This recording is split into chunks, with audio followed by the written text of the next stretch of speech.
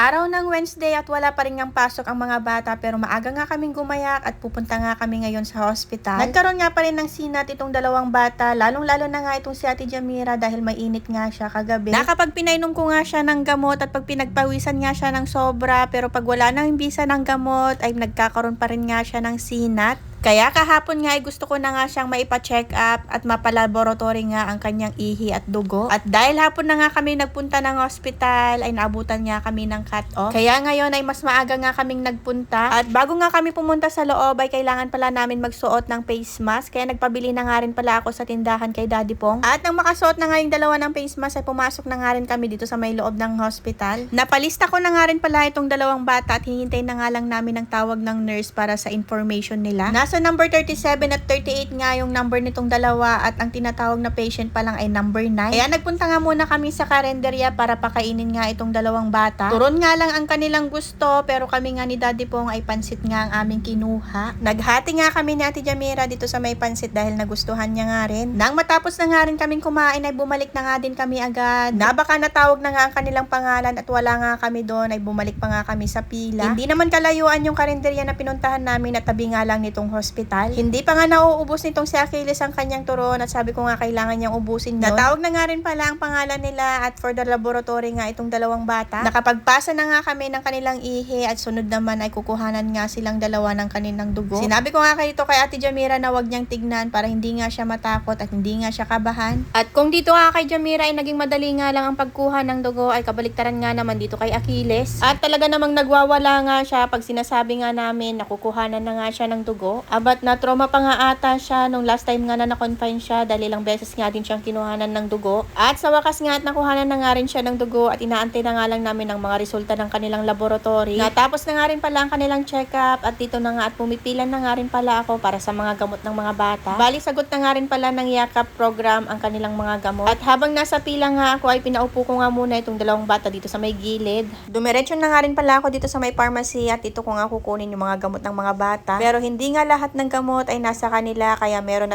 pa rin nga akong bibilin sa labas. Laking tulong din talaga ang yakap program dahil makakapag-save ka talaga ng malaki at hindi ka na rin talaga matatakot na ipa-check up ang mga anak mo kapag may sakit sila. At sa oras na nga yan ay pinapakinggan ko nga lang yung explanation ni Ate Pharmacist kung paano ko nga ipainom itong mga gamot sa mga bata. Yun lang at matagal ka nga din talagang mag-aantay dahil napakadaming tao. Naghanap na nga rin pala kami ng masasakyan naming tricycle pauwi nga sa bahay. Mabuti na nga lang din at may mga toda nga dito sa may loob nga ng hospital at di mo na nga kailangan magpara pa ng tricycle sa labas. Hindi rin naman kalayuan nga ang hospital dito sa aming bahay kaya nakarating nga din kami agad. Mabuti na nga lang din at maganda-ganda pa nga ang panahon sa oras na yan. Yun lang mga me for today's mini vlog. Thank you for watching. God bless. Bye-bye!